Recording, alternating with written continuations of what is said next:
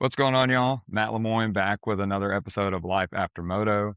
Today, we're joined by former NFL linebacker Cam Smith, a standout at USC who went on to play for the Minnesota Vikings. We'll talk football, adversity, and what happens when the game ends and that next chapter begins. But that said, yeah, man, welcome to the podcast. I appreciate you taking out some time out of your schedule and talking to me.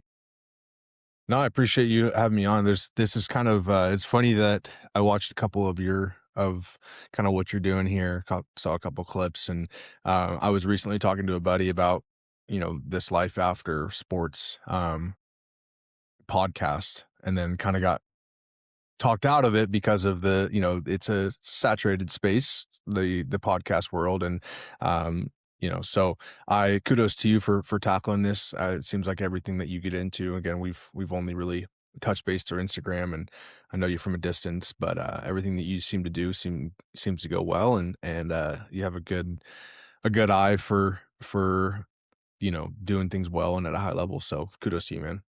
And again, thanks for Uh, having me. yeah, for sure. No, I appreciate it.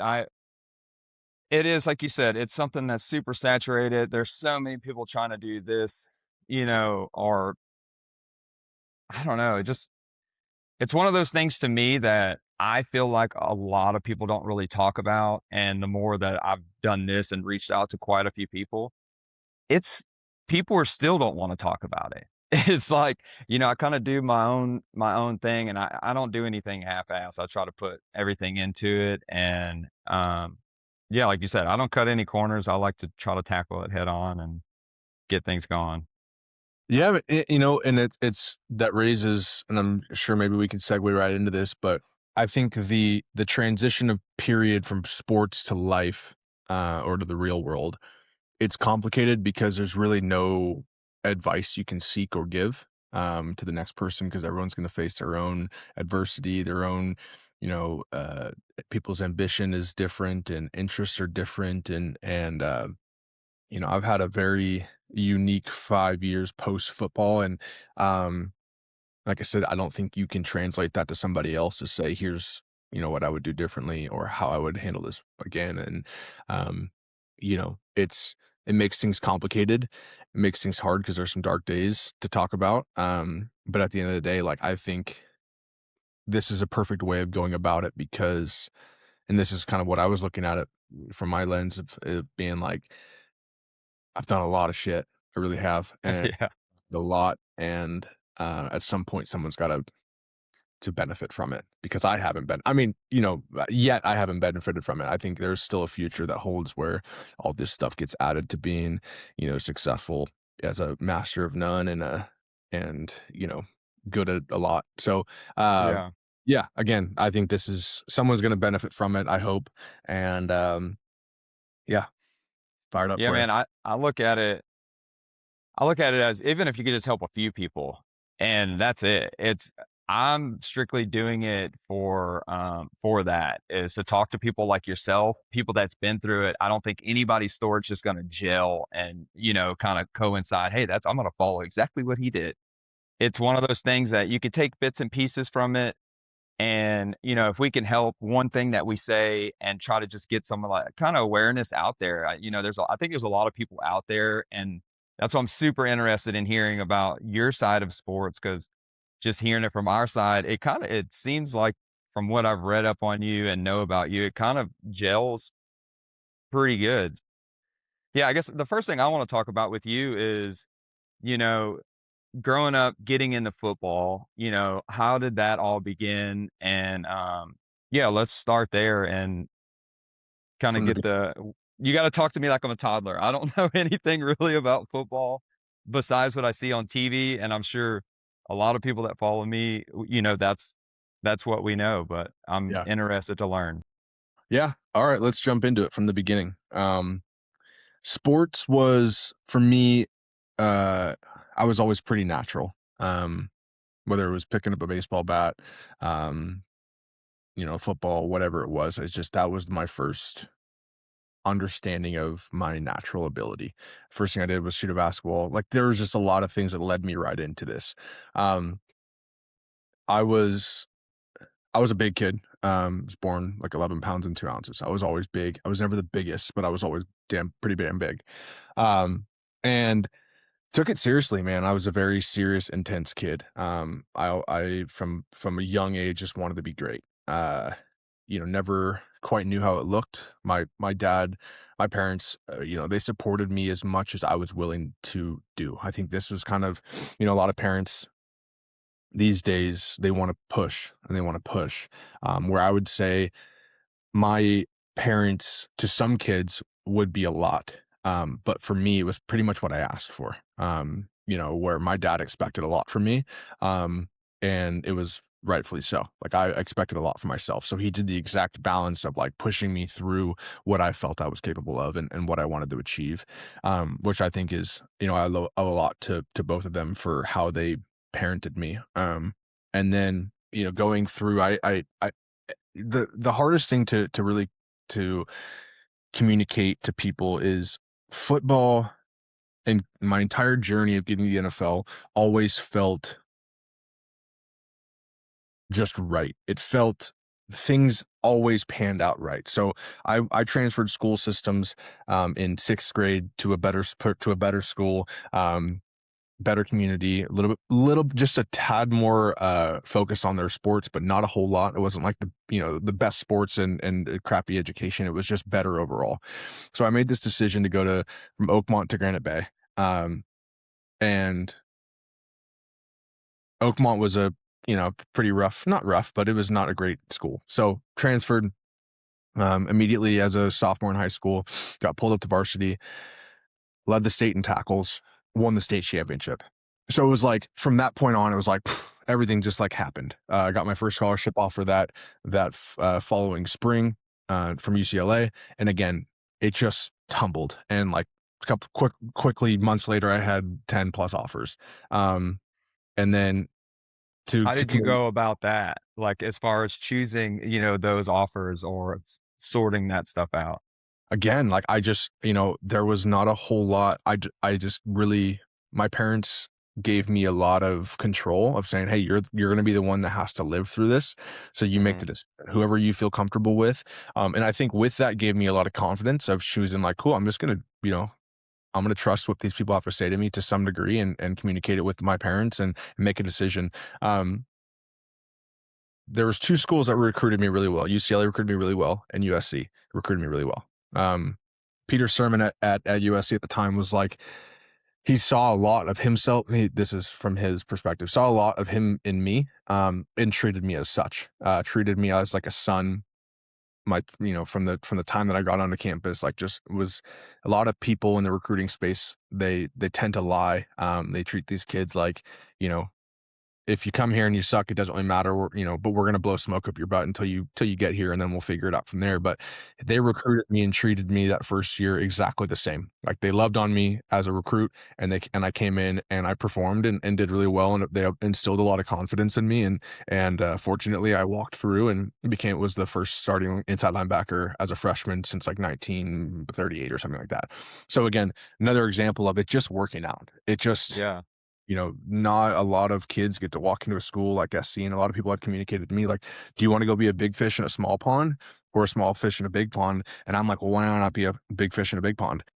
Yeah. Just another example of like it feeling right and it just working out. And Dude, that go ahead. no, that's badass. And that's what I was gonna kinda did you know from, like, say, high school ball into that college phase of, like, to take it serious, or like you said, everything kinda just all the dominoes fell where they needed to fall for you to get there? Was there any, like, really push in high school that was like, "Hey, I need to take this, like, to that next level to get that college offer?" So let me explain it this way, because I think when you look at moto, Mhm, um, you see a guy like Jet or where Hayden's at right now, right? Where if you continue to win, you never understand what it's like to lose, and therefore you don't lose the confidence, you don't lose the doubt, you just keep winning, whether mhm, it's level to level. So there was this feeling of like I was very confident playing in high school. Um, I knew I was significantly better than everybody else, and I did still work hard. I did still apply myself, but it just worked out. When I walked into SC, I knew I had to ramp up because there was older guys, bigger, faster, whatever. But so I just elevated my game, and I immediately started winning. To where I never lacked confidence. I just kept playing at where essentially I felt like I was just in high school again at a higher scale. I think what to the alternative of that is when I got into Minnesota and I wasn't the starting linebacker because there was two guys in front of me making 10 and $12 million. And that first time of not really being the guy is where I started lacking a little confidence, started making some more mistakes, not feeling like I was gaining or given that confidence from the coaching staff to really go out there and ball out. So it was this idea of like the second I started losing, I lost the idea of remembering what it was like to win and remembering why I was there and how I got there. So just kind of a unique perspective of like, when you can see people in any walk of life that when they operate with confidence versus when they operate without confidence, it's significant, right? Yeah. I think that's kind of where when things started to trickle and go downhill for me in the world of football, I started losing confidence in myself, started losing confidence in how things were working out. I started to doubt the fact that this is all just what it was meant to be, because I felt like there was times where I always just looked at football like I'm supposed to be at the top. I'm supposed to be in the NFL. And it was like this subconscious belief of knowing that that's where I'm going to end up. It's just time will tell. Where then I started to get up and be like, I forgot a little bit about like some of the things I had done in the past. And I started chasing what was I doing back then that drove more, more energy alignment and stuff like that. So it all just, it went really fast uphill and it went really fast downhill to where I was just like, I gotta be done because I'm not enjoying this anxiety, this stress of feeling like I'm not the guy anymore. So that kind of went full circle really fast. But yeah, that's kind of the life as in football. And a lot in between there that we can touch on, times in the NFL and stuff like that. But it did go really well. And then I would look back and say that there were some things that didn't go really well. And it forced me to want to be done. Yeah, let's jump a little bit or back up a little bit into I'd see that you were Pac-12 freshman of the year, which is that's huge, right? Um, and preparing for that draft from that college ball into the NFL, like what was that like mentally for you? Going into that, not really knowing what was going to happen, and then obviously not knowing where you were going to move or who you were going to play for. Like you were saying, your confidence. I feel like in any sports, you have to have that confidence. And if you don't have it, you're already lost before you even begin. And I know with racing, when I transitioned from amateur to pro, and amateur, like you said, we had like 3, 4, 5 guys that were solid all the time. But when you show up on the starting line of a main event, all those guys are badass, so the playing field's super level. Mhm. And I would imagine for y'all, college, everyone's good, but when you step into that NFL, I mean, those guys are every single one of them are getting paid to do a badass job because they're badass players. And how was that transition going from the draft to actually playing? Yeah. Yeah, I think the change or the elevation from high school to college is not that significant. Um, the change from college to the NFL is so drastic, it's not even really able to comprehend.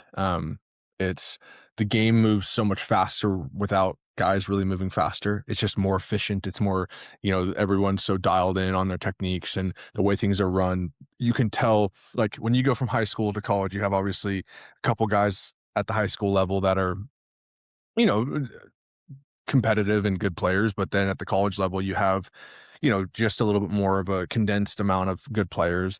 Um, but you still have a lot of people who are never going to play football in at the next level. Where you get to the NFL, it's truly the best of the best. There is arguably no weak link on all 22 positions on both sides of the ball. Everybody is the best at what they do.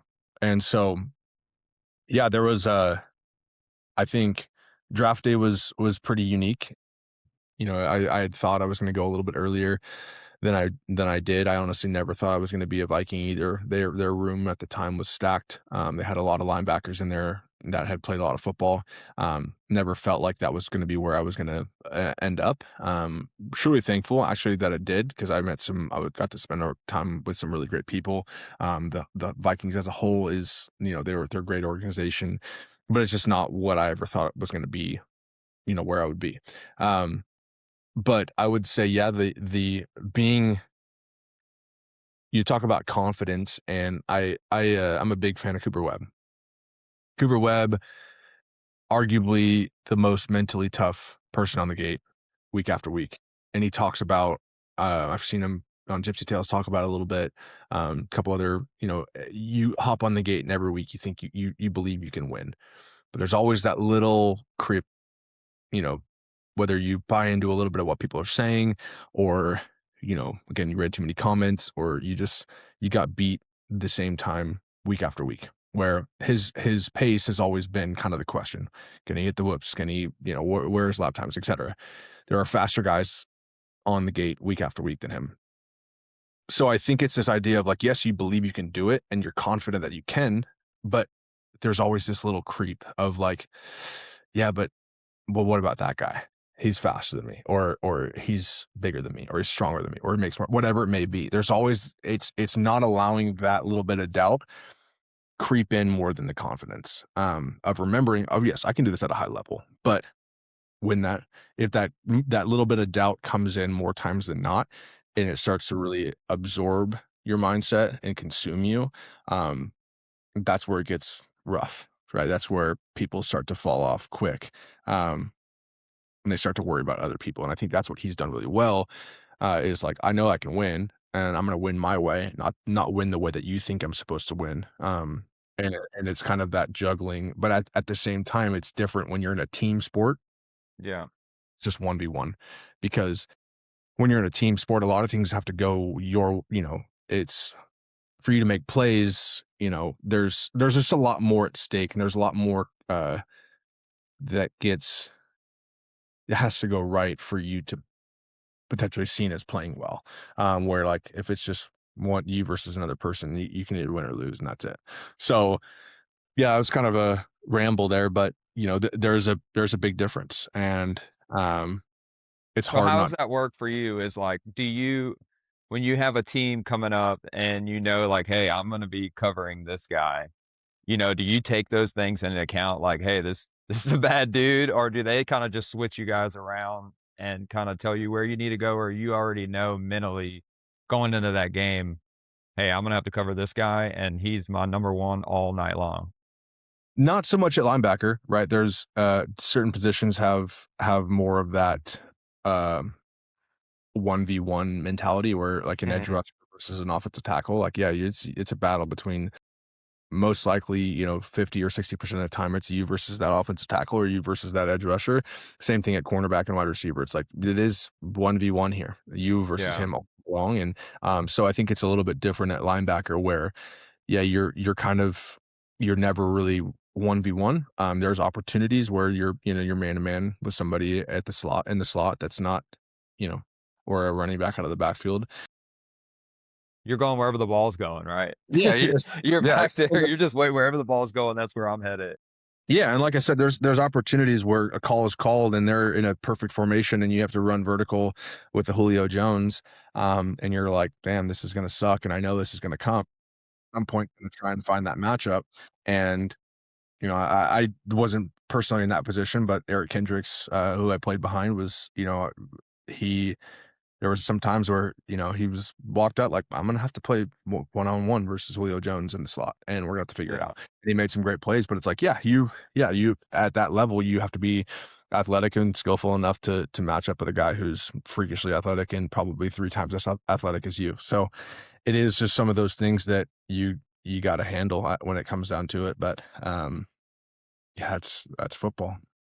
Yeah, so let me ask you this, um I know for my first race, whenever I rode my bike or walked my bike down into the tunnel and the opening ceremony, I got the full chills right now. but Yeah. the opening ceremonies is going, and that they sing the national anthem, and it just always it hit home for me. What was that like for you? Was that like a dream come true walking through the tunnel and seeing that for the first time as a Viking? Like, was that when everything kinda set in for you at all? Yeah, I think, in Minnesota was different, because I think it's when you're in high school and you commit to a college, you have a lot more lead up to, like, understand the traditions of being at FC, playing in the Coliseum, versus, like, when you get to Minnesota, you don't really understand the traditions because most likely you're not a fan of that team growing up. Like, I grew up a Niners fan, so, like, just differences, but, like, I remember running out of the tunnel in the Coliseum, and, like, that was like, "Whoa, here we are," and, it's there's a lot more lead up to it in college, but in the NFL, I think there was, yes, there's definitely that, like, I can I've been back to Minnesota a couple times. I saw Sam play 2 years ago, or I watched them play against Houston on a Sunday, and there's, like, smells, there's sounds, they have a lot of things that, like, rem were instant flashbacks and such a, like, nostalgic feeling. Also a little bit of anxiety. I'm not gonna to lie to you there, like, it generated some things that were, like, instant, like, "Oh, here we gotta play football." So, yeah, there was a lot of, you know, mm, I think being on the field, and seeing Aaron Rodgers, across who's taking us, it was late in the game. I was playing linebacker and seeing him take a snap, like, just under center. It was that was overwhelming and cool at the same time, where you get the chills of, like, grew up watching Aaron Rodgers and seeing all of it. So, yeah, there's a lot of that, I think, it just depends on kinda where you're at, what part of the year it is, and all that stuff. So, um, yeah, it's not I think it gets less emotional. It's not like Friday Night Lights, in the NFL. Yeah. It's like, "Ah, this is just a business. This is what we do." Done it 100 times. Um, Kinda remembering that. Is that how it's treated, like, as far as, I guess, camaraderie with the team? Is it like are y'all, like, more of a unit, or is it kinda like everybody's paid there to play because they're paid to do their job, and then kinda everybody goes their separate ways? Or is there are things that y'all do, like, have to do as a team outside of football, or is it kinda just cut off at there? Well, I think every organization is different. Minnesota was and I s was that's kinda what I was referring to of, like, thankful to be in Minnesota.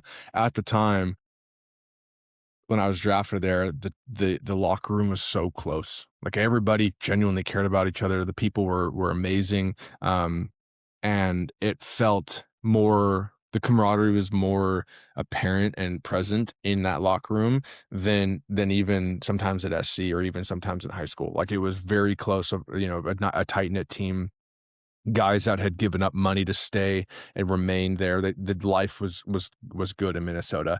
But yeah, there are people who, I've heard from plenty of other organizations where, it's like, yeah, you come in and do your deal, and then you got guys with families and single guys and young kids and older vets, and everyone's background is different, and so you see a little bit less of like, hey, let's hang out after this. Like Mhm. in college, well, it's different with NIL now, but with, college, we used to party together and all that stuff. So, you typically see it get less of a close, tight-knit team as you move up in levels, but, like I said, Yeah. Minnesota different. People were hanging out, genuinely cared about each other, wanted each other to succeed, which was special.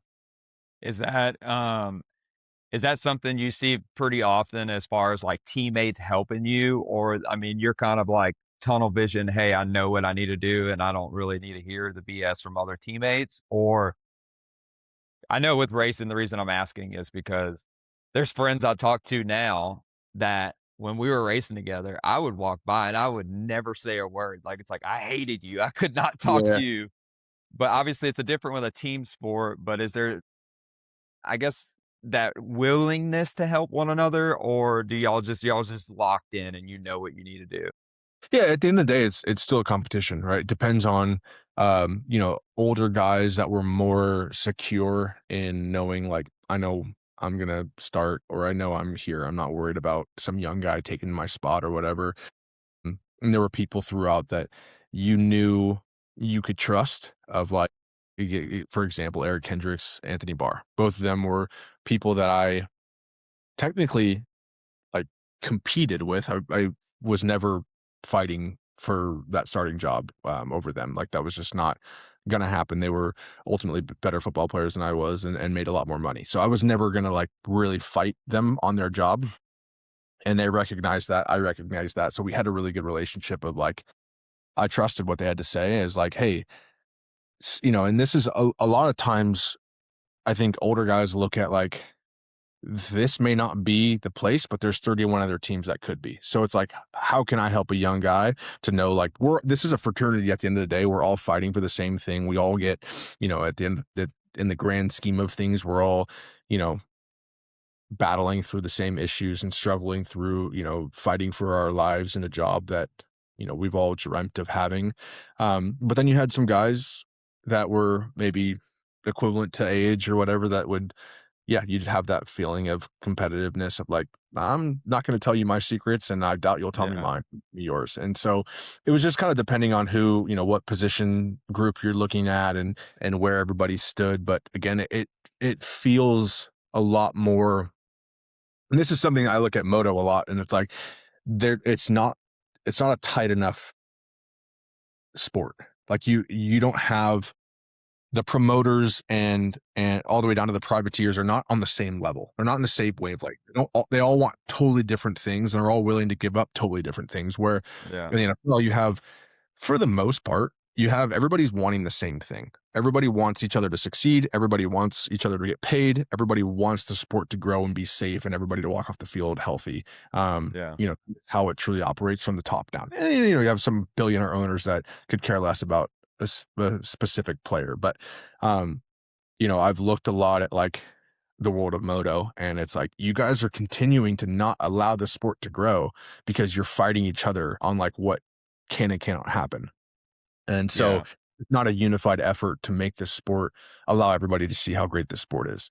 So I would say that's kind of the difference from your perspective of what you've seen versus, like, the NFL. And it's obviously a $1 trillion organization, as opposed to, you know, yeah, um, not so much. but, But I yeah, I agree. I do agree. I think that the unity inside of racing, I've said it on a previous one that I did by myself, was like, there's too many people willing to do it for cheaper, 100%. and it's kind of the way it is with everything, but you got a guy that you're like, "Hey, man, I'm not gonna ride for nothing." Like, "Dude, you're wanting to pay me 40 grand, 30 grand, whatever it is to ride." And then there's a guy that'll come and be like, "Hey, I'll do it."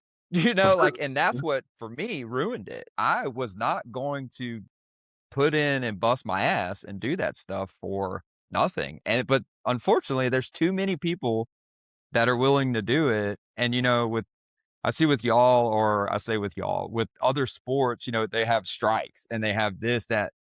But with racing, there's too many guys that'll still do it just to say that they do it, and it's a great point.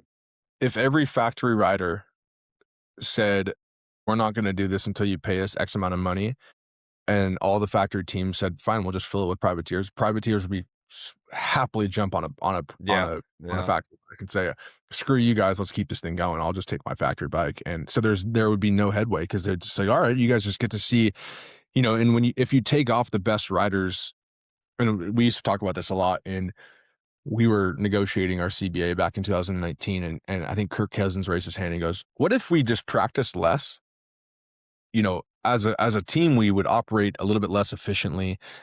We wouldn't the talent and the skill set wouldn't be quite as high as if we practiced every day, but the fans would never know. They would have they don't understand what it's supposed to look like. So if everybody was capped and practiced a lot less than we currently do, therefore avoiding injuries and all this stuff, like, the football would be less, but fans would still watch. They don't care. And yeah. I look at that, like, where if you took every factory racer off the gate and it was just all private, you'd be watching the LCQ. People still love watching the LCQ, right? Dude, I Really? I don't know how you can't Yeah, go there. I mean, now that we're talking about it, I'm sure you've seen it. There's this whole debacle going on taking the privateers out of the race, and I'm right. like, man, you can't do that. Like, you wouldn't.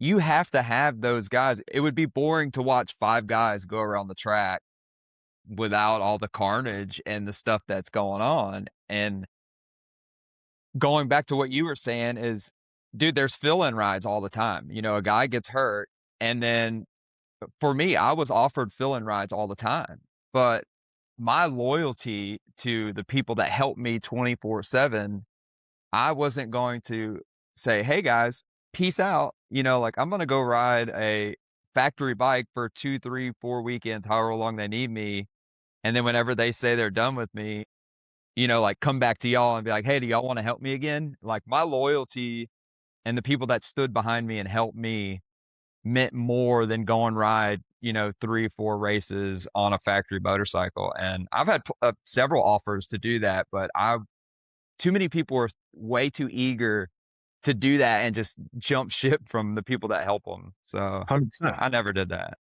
Yeah, no, it's hard to justify of like, your goal, I'm sure growing up as a kid is to get a nice factory ride and it's hard to remember kind of your roots and who's helped you throughout the process when if that opportunity ever comes and that's what's challenging. Um and yeah, man. So let me jump into this. What like, when y'all negotiate contracts and stuff like that, is there anything in the contracts that are, like, abnormal, or is it like, "Hey, you're getting paid X amount of money for the season, and that's pretty much it"? I know I've touched on it a little bit that, riding contracts, if you didn't race for, like, 3 races or miss that, your pay gets cut in half, etcetera. There's so many clauses and stipulations. Is that the same way in football, or is it? No, you get you it's never I think it always fluctuates more as an incentive and less of like a punishment. With what you just addressed there sounds like a punishment. If you don't do this, then you're not gonna get this. Where Mhm.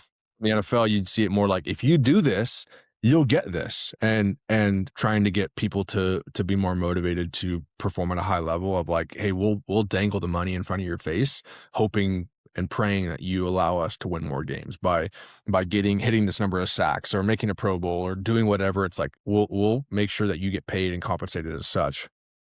And I think that's like, you know, I there's what's hard is I think it's in the moto world, you have a lot of people that complain about it. You have a lot of people in media that complain, a lot of writers that complain, but there's never an answer, right? There's Mhm. never like, hey, this is why we haven't gotten rid of privateers.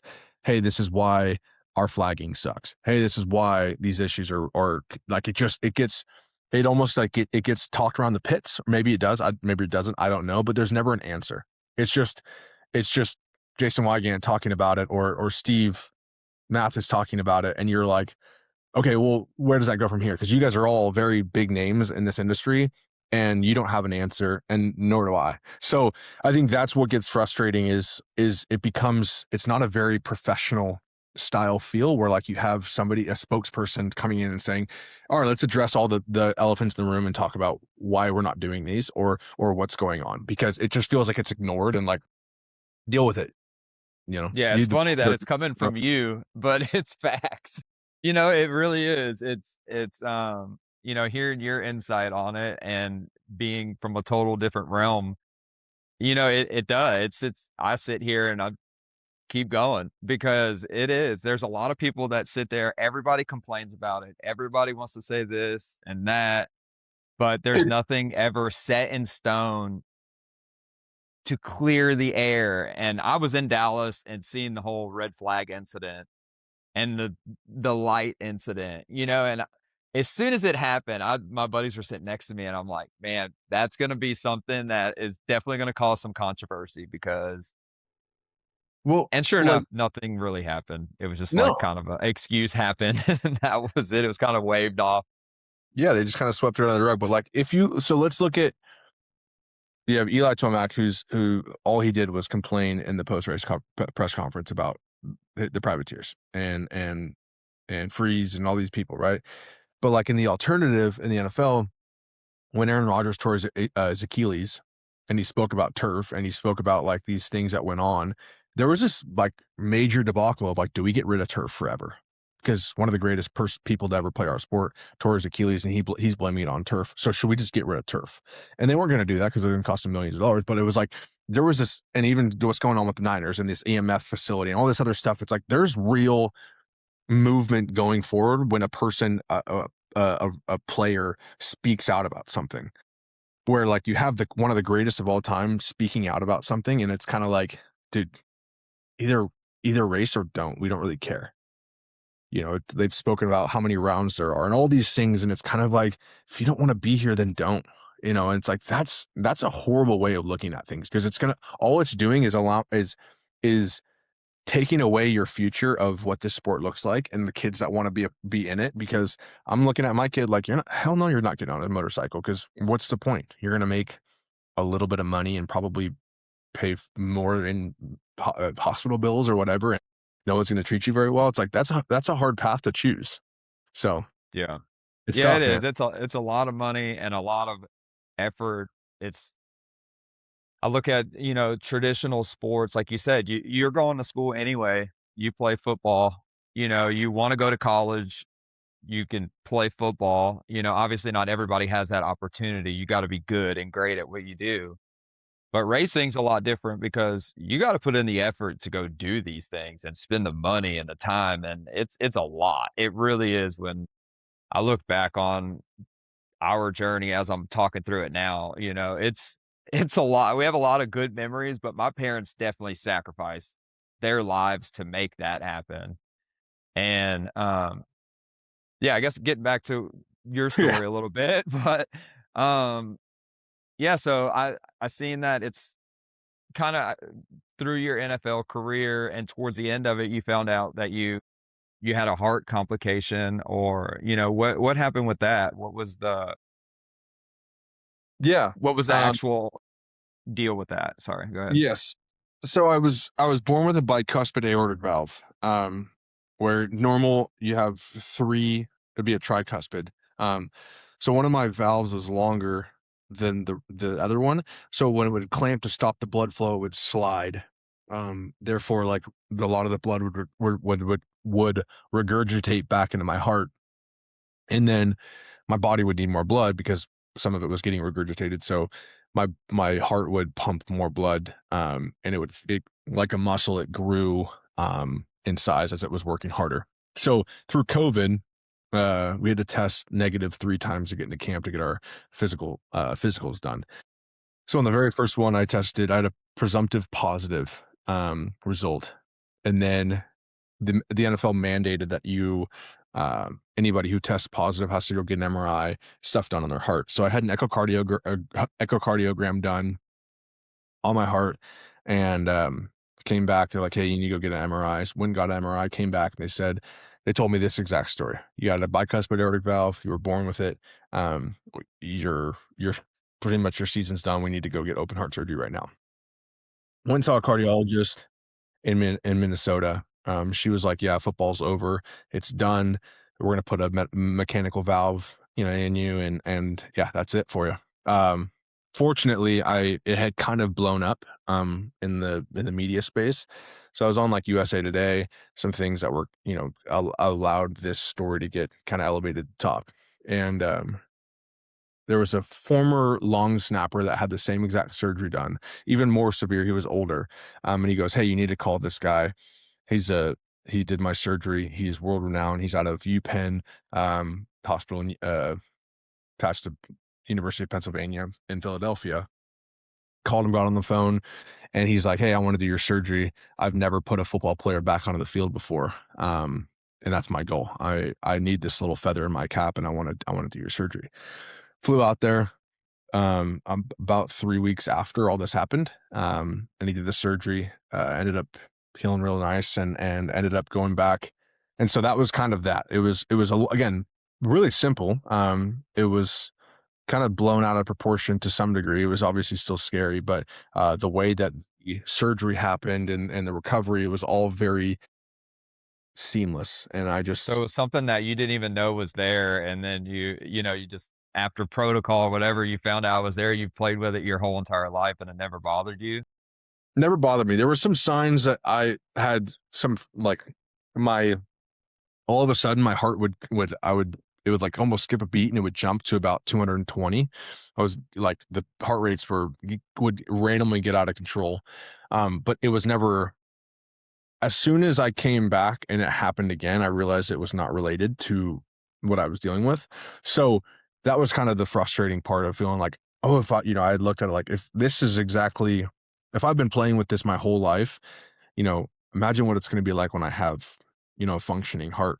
And I'm Yeah. like, oh, like Superman. And when I came back and it didn't really quite feel any different, that was a little bit defeating. Where I was like, oh, this kind of sucks, knowing that like I'm not going to be feel any different. So, um, but yeah, it was like I said, pretty seamless, pretty easy. It was, it wasn't like this life altering deal, although people kind of blew it up like that. But it did change change impact the way that I focused on the game from there. And so yeah, that was. So okay, so from there, you said you came back, you played for a little bit, and then when was the end where you finally decided, "Hey, I've had enough. I'm stepping away from football. This is just not for me anymore." Yeah, so it was the first preseason game back after open heart. So I had taken the entire 2020 season off. First time missing a full year of football since I was like 6 years old, and had seen a little bit about life. Hunted a bunch. I was hanging around Missouri at Habitat Flats, getting around my dog, seeing all this different. Hey, this is what goes on during the football season that I am not aware of, and started thinking about what was life gonna be like after football. I knew and recognized that I was never gonna be the guy that, didn't have to work. I wasn't gonna lock down millions of dollars and be fine for the rest of my life. I knew I was gonna have to get a job at some point. And so I said, went through camp in 2021. Sorry, rehab, came back, put on my weight, everything was good going into camp. And I said, okay, here comes the first preseason game. It was already kind of like I was behind a little bit. You miss a full year of anything, and you're gonna lose a little bit. How I struggled a little bit in camp, was just not feeling as like it like I just missed a year, and um, I said to myself, I said, in the first preseason game back, this is either gonna be the best game of my life, or I'm gonna retire. I just not. I just need a sign. I'm just not enjoying it. I got a concussion in the second quarter. Big old lineman laid on me and I hit my head on the turf and I said, that's a I woke up, my eyes um open to like a couple of the trainers on the field. And I sat there on the field and I said, that's it. That's about as good of a sign as you could say. And I walked into the locker room for the concussion testing, called my dad and said, I hope you had fun watching me play football. I'm done. And walked into Mike Zimmer's office 2 days later, said, I think it's time for me to call it. So a lot of it felt like I lost a little bit of the love. I will say Mike Zimmer, the head coach at the time, sucked. He kind of sucked the life out of me. It was a pretty rough environment. The love of the game had just kind of been, it kind of gone away. It gets Because lost, right? Kind of yeah, murky in that area where yeah, it just sorry, felt yeah, no, it just felt like again, I knew again, like I said, I knew I was gonna have to find something else to do. And I just kind of was like weighing the pros and cons, saying, I think I'd rather do this at 23 than at 33. Because at 33, I'm going to have to do going right back into entry level jobs as a full grown adult. Like that's rough. So I just kind of weighed and recognized like I don't want to be fighting for my life, to make a roster spot every single year. It's just not that's I don't love the game that much. I really don't. So that was kind of where it all started, was like just this understanding of like this isn't the game that I grew up playing, and I'm not going to be this guy who's just fighting year after year just to make the 53 man roster. Like that's just not me. So opened the transition, the time, the post life or post sport. Um I think that's and when I met you actually, right? Like, kinda yeah, in that transition, I remember you said you were in Texas, and we kinda talked about hunting and, years ago, I think it was years ago, but, yeah, I think that's where we kinda crossed paths Yeah. and started talking a little bit. And yeah, you were saying you were got into real estate down in Mhm. Austin or doing that? And yeah, I guess transitioning from realizing, "Hey, I'm done with football. What's next?" Was that something that you already had gears turning, or was that something that you just when you stopped, you're like, "Crap, I need to figure it out?" I definitely had gears turning. I thought I was gonna go do real estate and it was gonna be awesome and make, equal amounts of money and just be good. Um, I think my grasp on reality of how hard the real world was or um, is still actually, like, blowing my mind of it just doesn't quite operate the same way as a football facility. It doesn't quite operate, you're not every job you walk into, you may not love, you may not have the passion where you're like, I want to stay up and watch film every night or stretch more or wake up and do all these things. So that's kind of where I think the struggle has started where with real estate, then I started the photography company and then I went and did I was did that for probably a year and a half. And so everything became down to like you can either love what you do and maybe or maybe not make a whole lot of money, which I think I recognized pretty quickly in the photography space of like, there's not a whole lot of money to be made here. You're pretty much doing it for a hobby. There's some guys out there that make money and make great money to what industry you're in, but it's like that was the furthest left of like freedom and loving what I get to do. I get to hunt every day, take pictures, be creative, and have fun. But I was like, that's not sustainable for me. It's not what I wanted to do. I was at Habitat Flats and had this epiphany as I was talking to one of the clients and he had said something to me about like my photo. And I'm like, this is not the kind of guy that I'm not a wait on you, service guy. Yeah. Yeah. I t And I was like, fuck this, I'm done. Uh, I literally walked out the next day. I'm like, why am I trying to be this guy? I loved the guides. It was a great experience, but I'm like, I'm not a guide. That's just not me. The guide life is rough, whatever. And so that kind of opened my eyes to like, okay, what's next? Where do I want to be? What can I wake up and be excited about? Because this idea of football, this passion, this love, where the extra work never felt like extra work. I needed to find that. And I don't know if I've quite found it yet, but it's gotten closer to being like, I don't mind working late nights and early mornings and committing towards something. So, there's a lot of in between there. Yeah, I think even for myself, I can relate big time. It's I didn't know what I was gonna do, and I was a little bit older. I was, like, 27, but I'm going back. I wasn't going to ride for nothing, and then, hey, when I turned 34, hey, I'm gonna start a job, and then do the BS work, and then try to skip around to find what I wanna do, and I get it 100%, and that's exactly what this is for, is I think even for myself, I'm still searching. I've been doing the same thing for a long time now. I don't hate it. I don't absolutely wake up to thrive to do it every day, but it pays my bills.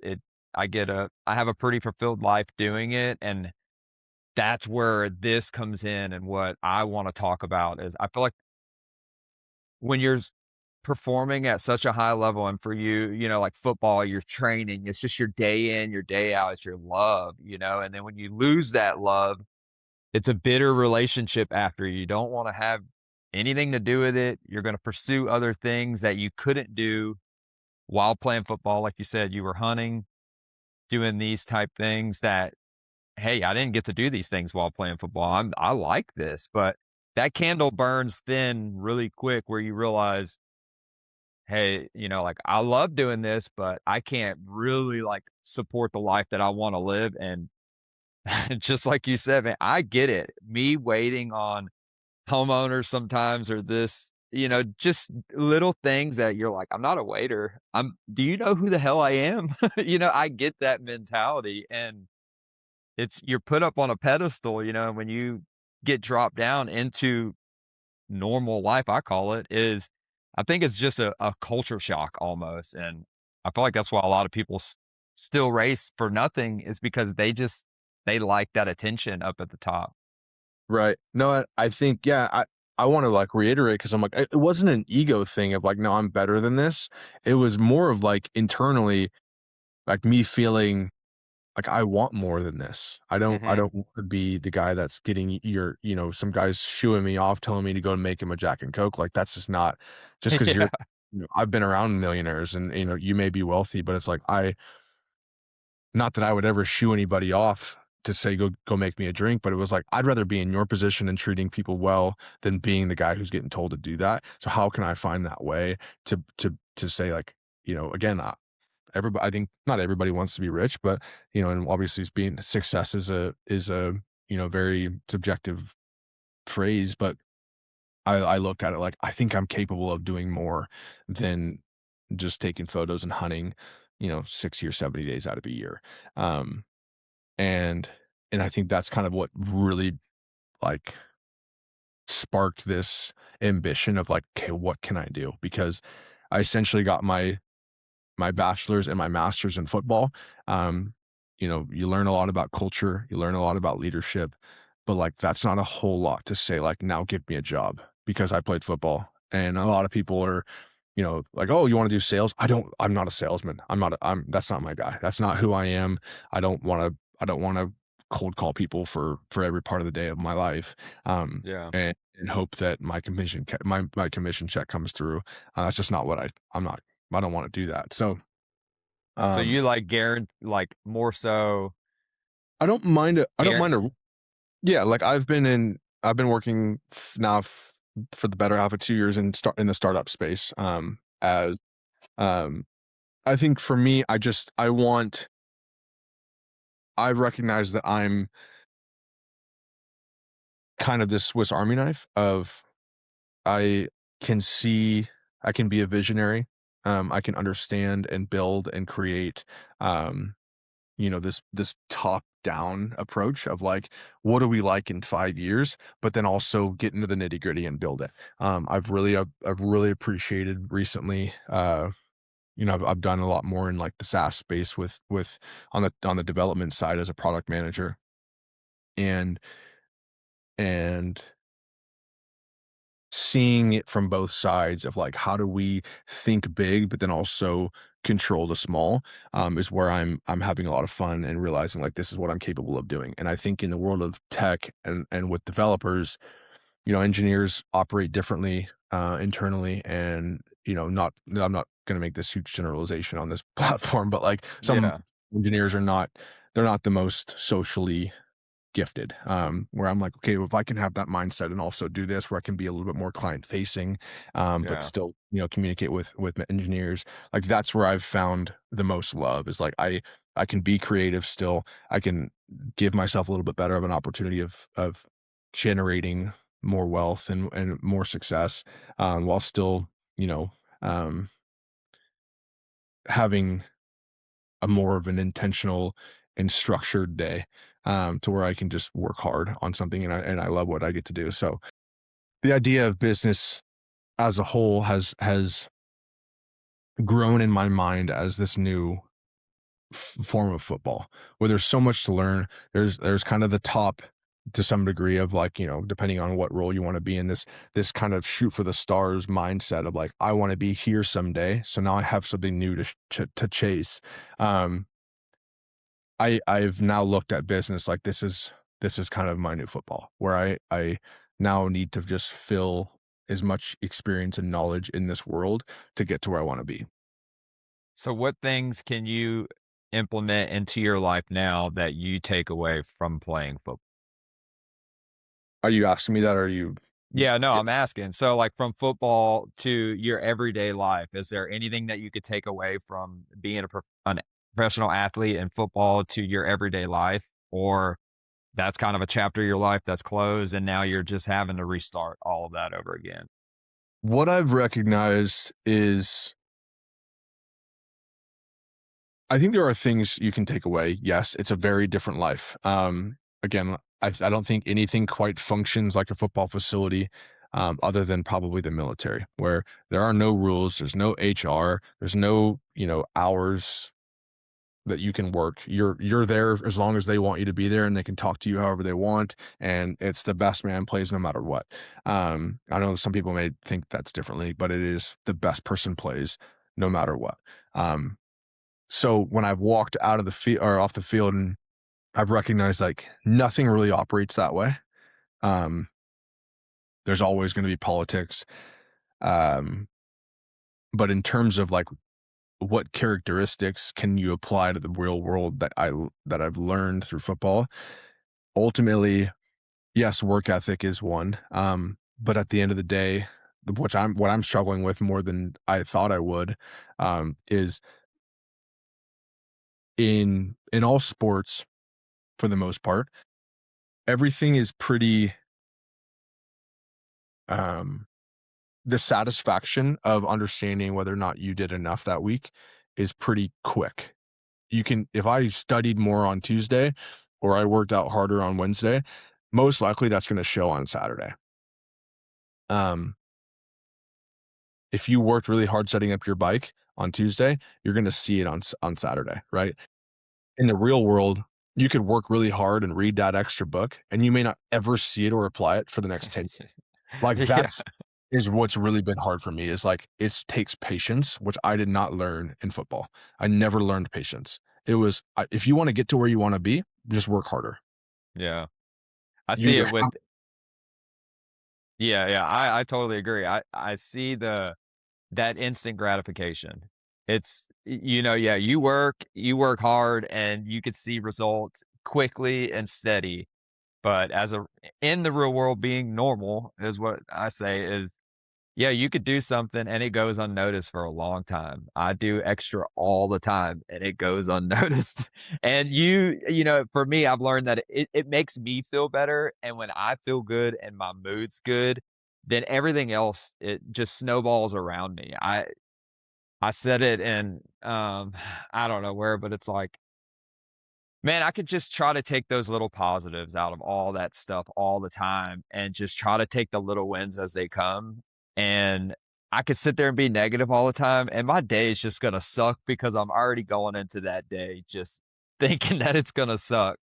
So I've learned that patience is, I think, a good thing. And the world that we're living in now, nobody has that patience, man. It's like that instant gratification is unreal. yeah. I think one thing that I'll say I is and I don't think this is a general consensus of traits, but I really did a good job, in my opinion, of like understanding what made people tick and understanding different personalities. I dove deep into a lot of my teammates. And so I think that I'm fairly intuitive in terms of understanding who to trust and who not to trust.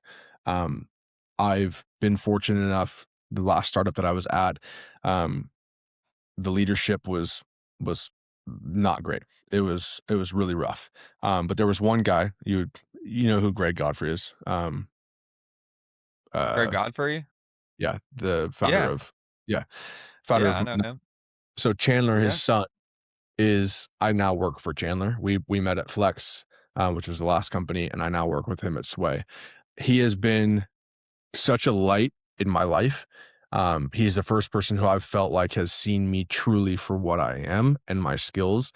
And so I think that has been something that I would relate back to football is when you get to be around so many personalities and so many, you get the bullshitters and you get the guys that are far in between, making excuses, etc. You get to see who really has it. And I've looked at Chandler like again, he sees me for what I believe I am, and I've been utmost giving in terms of what I can offer. And I think that's become a really strong relationship. Um, and so that's kind of I think the understanding of people is what I've learned and taken from football more than anything. Dude, that's awesome. I know Greg from way back in the day of going to OGIO and riding in the mountains in Utah and shooting a couple episodes of Nitro Circus. And it's funny because I just activated my old Instagram and I seen that he was on there. And, looking back, just some of his posts and stuff like that. Yeah, man, what a small world. That is insane that you said that.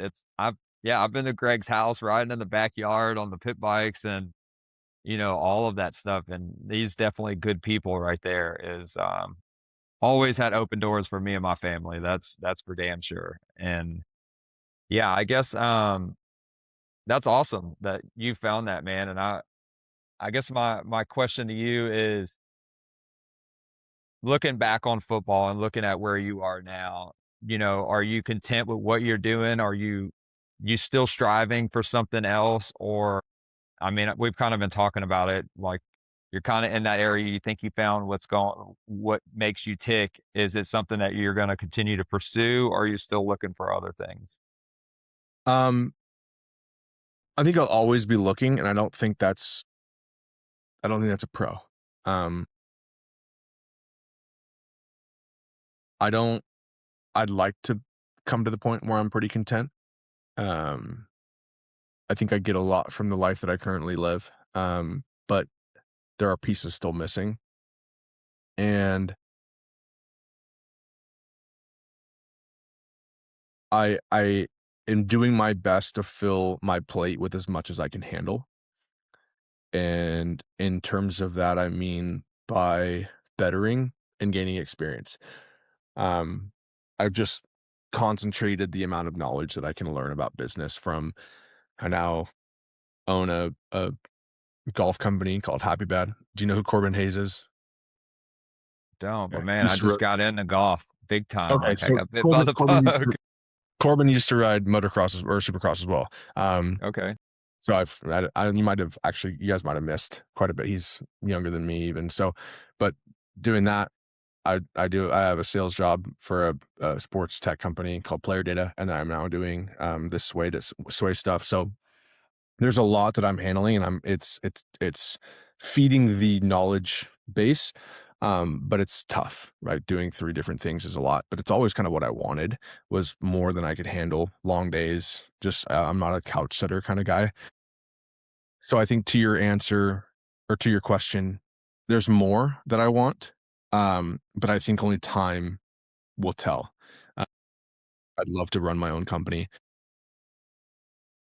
but I'm not gonna press that to do it before I feel like I'm ready and before I feel like I'm capable of running it at a high level. So, there's a lot more that I want to learn, and I'm trying to be patient in saying that everything's happening for a reason. There's struggles. Money can sometimes be a struggle, but it's all to help understand more about like be thankful for what you have. You know, there were times where it was even darker than this, and Yeah, you that's know, I mean, if you wanna talk about it a little bit, was there times that when you stopped that, like, man, you were just I know for me, I've talked about, alcohol, depression, man, I've seen some dark things, and that's like beating a dead horse, but that's what I'm wanting to get out there, like, I feel like that transition period is tough from being that athlete to realizing this stuff now. Yeah. Yeah. I never leaned on any sort of substances. That's just not the kind of person I am. I don't have that. I mean, if you look at nicotine, I guess then that's a substance, but, um, I there were dark days. There were very dark days. I think today I would even call it a dark day of just, like, that little bit of self-doubt of thinking like, "Am I doing what I'm supposed to be doing?" And, I think that's always where the doubt comes in is, like, this idea of I'm a big believer in back to your point of, like, putting a smile on your face when things are going well, things are going really well. When you wanna be down in the dumps and your misery is taking over, like, there's nothing that gets worse. Um, and I think the questioning of, like, "Is this what I'm supposed to be doing?" Um, when I start to think too much and too deep about that is when I think things get really hard of, like, should I just go coach? There's nothing I know more about life. Nothing I know. I know more about football than anything else. Just go coach. It's not a life that I wanna live. I'd be away from my family. I wouldn't even have a family, but you make a lot of money, and I'd maybe feel a little bit more comfort in it, than trying something new and learning about all this stuff that I know nothing about.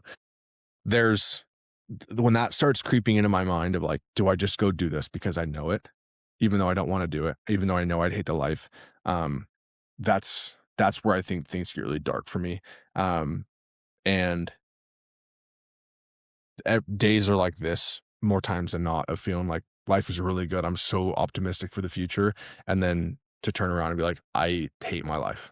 Sucks. Yeah. I I think stand it. I think there's so many things that we all take for granted, um, as far as just our health, our food, just the basic necessities, and I've learned I think in the last few years, I've grown, like, tremendously of realizing those things with my kids and just spending time with them and just being thankful to have the house that I have, the job that I have. And it's so easy to sit there and just play that pity game on yourself, like, I'm not supposed to be here. I'm not supposed to be doing this. I need to be doing this. And I think the more that we can get grounded and just be thankful for the things that we should be, our health, our fitness, our people that actually care about us and love us, and, take it slow to get back healthy again, I guess you would call it. But being happy and content for me is like the number one thing alive. It's like I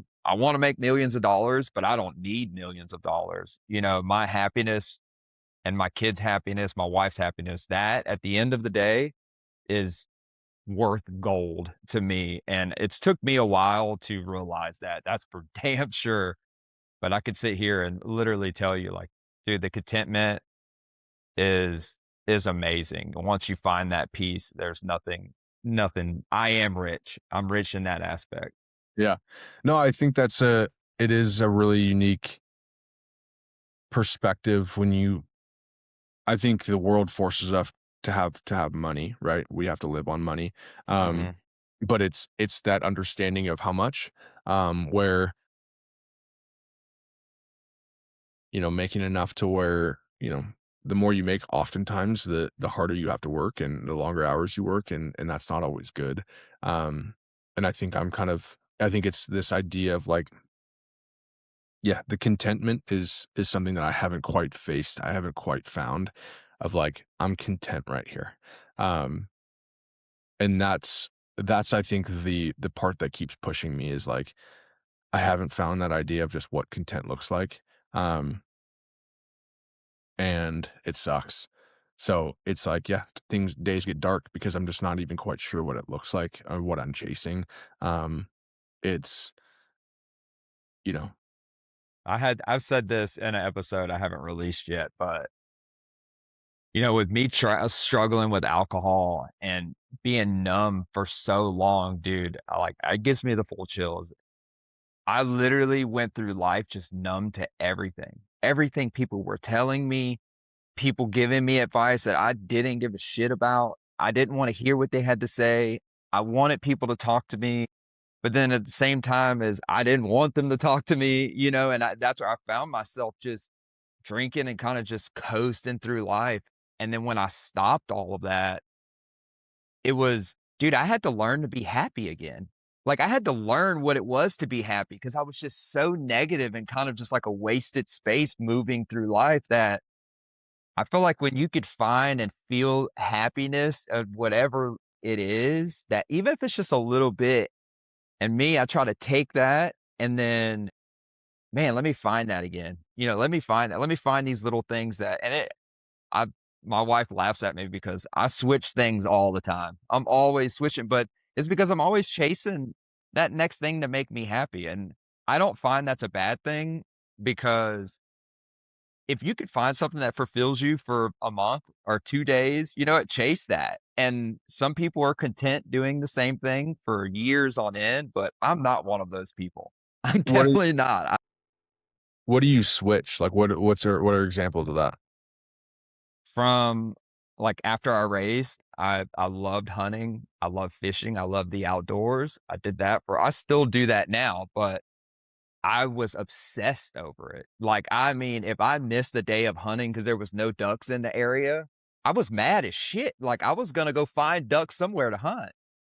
And then from that, I switched to, kinda doing the photography thing, and then, like, I dive balls deep in it, and then I would say recently I've really dove deep on fitness, and that's where, like, I would say probably like 4 or 5 years ago, I really got into running, like, done a couple marathons, couple half marathons, and just focused on, like, nutrition, just stuff to really get those chemicals in your brain working right, and I feel like that's when I found, like, what happiness and what was to feel normal again. What was it feel like to have a conversation like this and actually hear somebody talking back to me instead of just a one-way conversation all the time.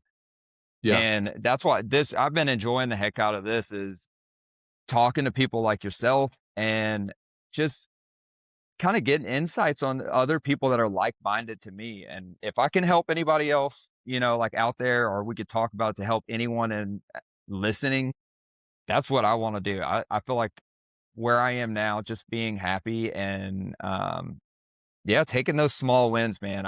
There's nothing better than just a positive mindset, and a positive mindset can get you through a hell of a lot. What do you do for work now?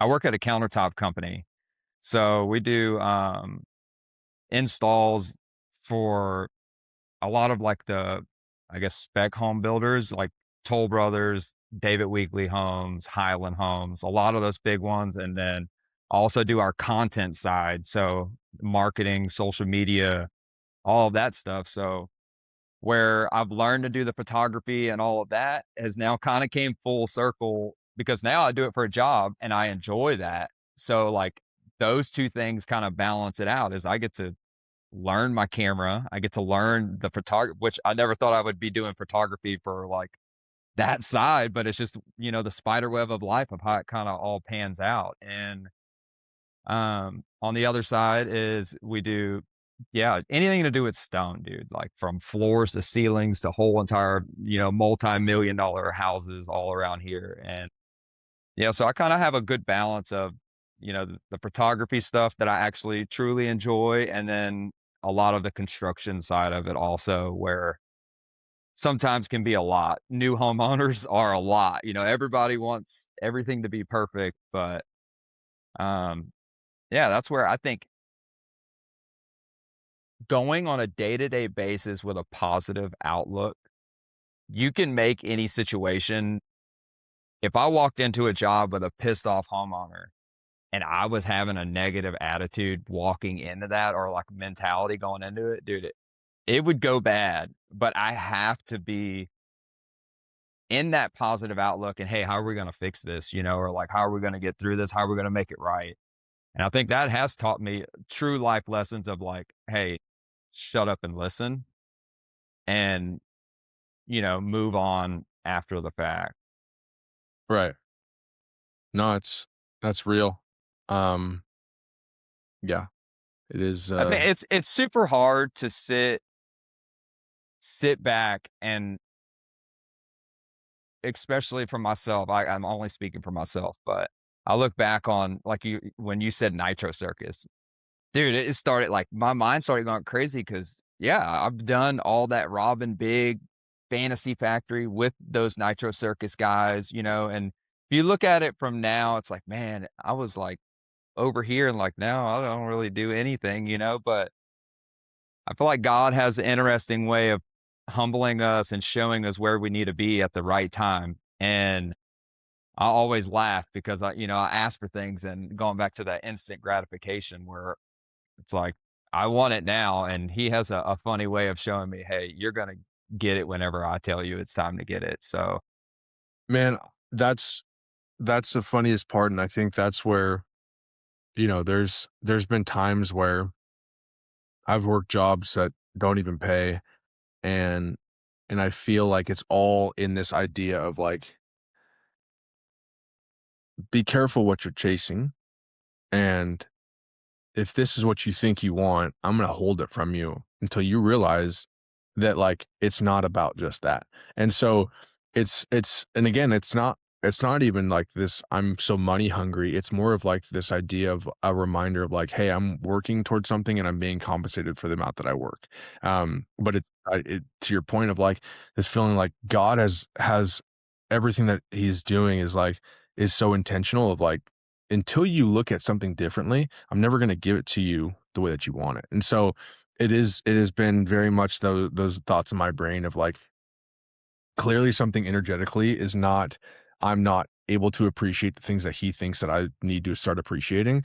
And therefore it's not all going to align. And I've tested the waters of different things to try and understand more about how I'm supposed to be authentically me, et cetera, et cetera. I mean, that's probably a conversation for a different podcast, but it's I'm very much searching and trying to find how I best operate. Um, and because I think that there's clearly something in this universe or with God that's saying, you're just not where we think you are, or hey, you need to commit and be patient because you have yet to show patience. And until you learn how to show patience, we're not going to give you what you want. Again, that may be little bit cynical and not how God truly operates. But sometimes that's what goes through my mind of like, My I'm mom always told me, "Don't pray for patience, because God will test you to the limit." And it's like you pray for patience, and He's gonna show you every single form of everything around that, except He's gonna make you be patient. yeah, But, yeah, I get it, man. I totally look at it when I feel like when you can start diving and understand the way that you tick, what makes you tick, it's no matter what, we're all gonna be searching for anything every single day, but that's not the point of all of it, you know? The point of it is we're on this earth for a short period of time, and I losing my dad in a tragic car accident has changed my outlook, and I think that it is a huge part of who I am today because I never in a million years would have thought like, "Hey, I talked to my dad last night, and I'm not gonna talk to him." It made me realize, like, dude, we can sit here and always think of, like, I need to be in a bigger, better place all the time, but you have to enjoy the now, and that's something I figured out that no matter what, I just try to enjoy the now and soak up the now as much as possible because tomorrow is not promised. yeah, man, that's something so much easier said than done, right? Like Yeah. it is, and sometimes it's unfortunate, like the circumstances that ultimately change that perception of like it's about the now and being able to remember that like even in the moment that it's about right now.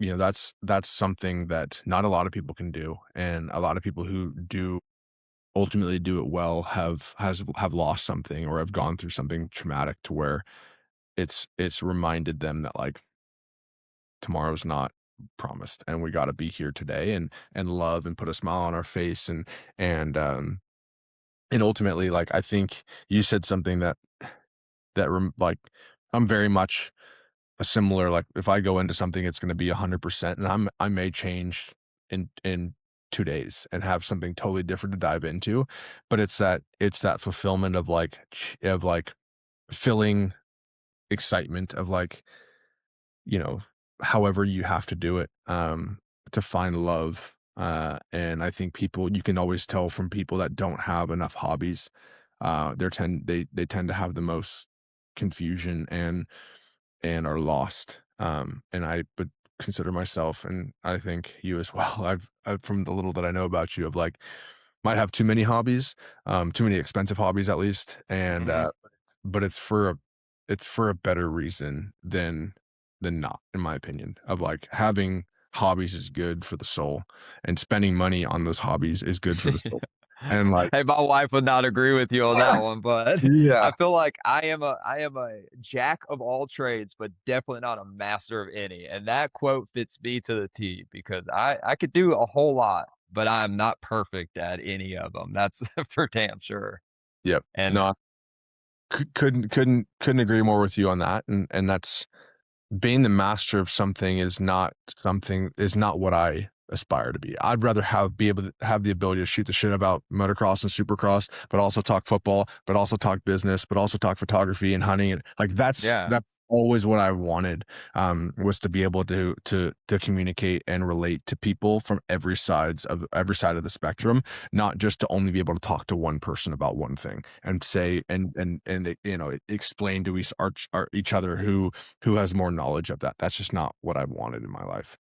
Yeah, it's a good trait and a bad trait because I feel like I've got to experience a lot of cool things, and go a lot of cool places. And when I talk to some people, I will tell a story to relate to that person, not to one up that person. And I feel like I get interpreted for that person that's like, dude, you're like, you always got to top me. I'm like, no, no, no, no. So I've learned to just not share my story because I don't want them to feel that way. But yeah, I 100. always tell it just to relate to what you're telling me. Like, I get it, man. I understand it. Like, that's so badass, and I'm pumped for you.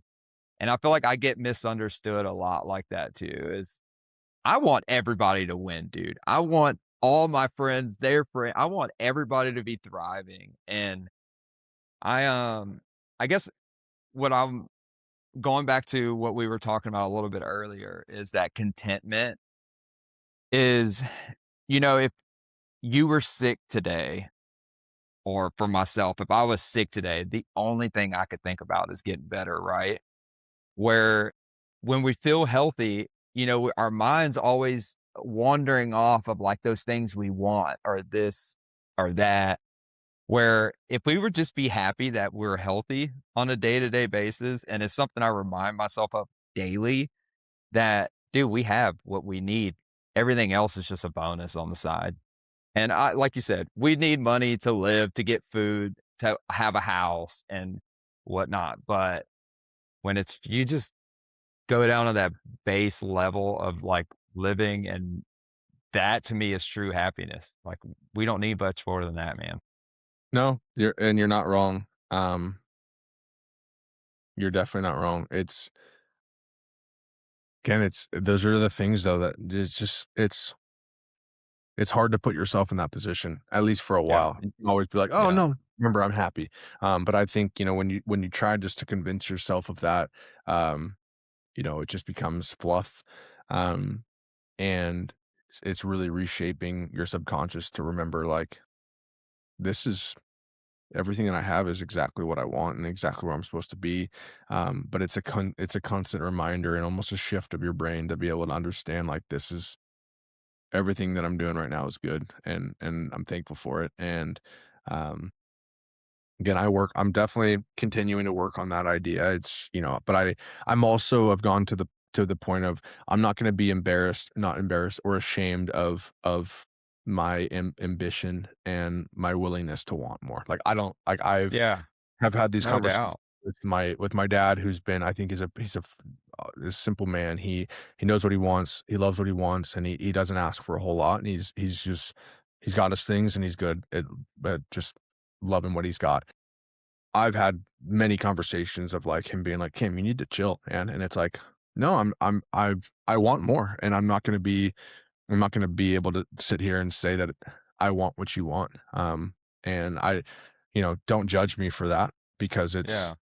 so I think there's a fine line of being like, I think it comes back down to authenticity of like, yeah, you know, being you genuinely is what is ultimately, and it may not be wanting more, it may not be, wanting less or being okay and thankful for what you have, but whatever it is, like, you just have to be real in who you are and genuinely, at your root of, like, being authentic, which I think is not always the easiest thing to accept and implement. And I think anybody who, energetically is functioning through life in their most authentic self is where happiness really is.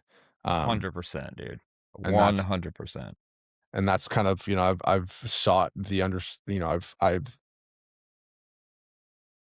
I've pursued the understanding of that through a lot of different techniques, to understand who am I and where am I supposed to be, and to make sure that whatever side of the spectrum it is, Yeah. I'm there real and in my real self. So Well, I definitely can relate, and I hope that you find that whatever makes you tick.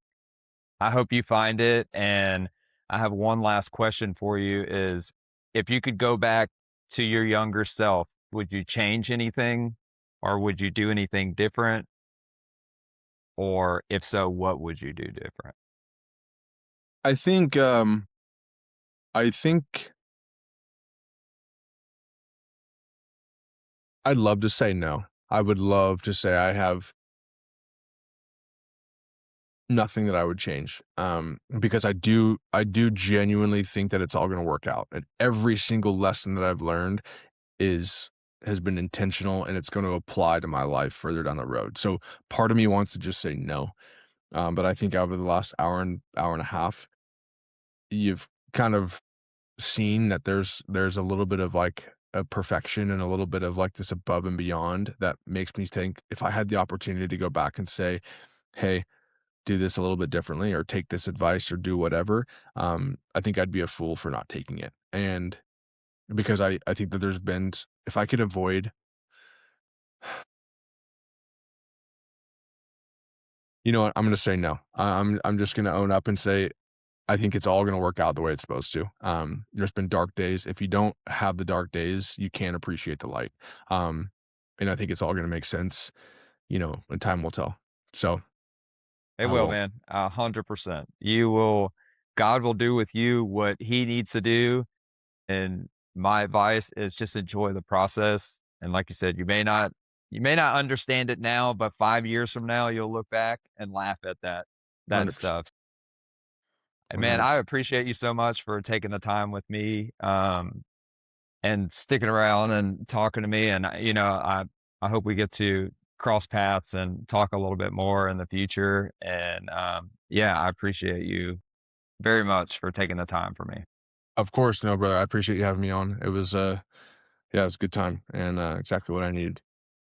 Alright, bud. Well, you ever need anything, reach out to me. I'm always here to talk, and I love to talk, so, yeah, you have a good one, man. Thank you. Did you? Take care.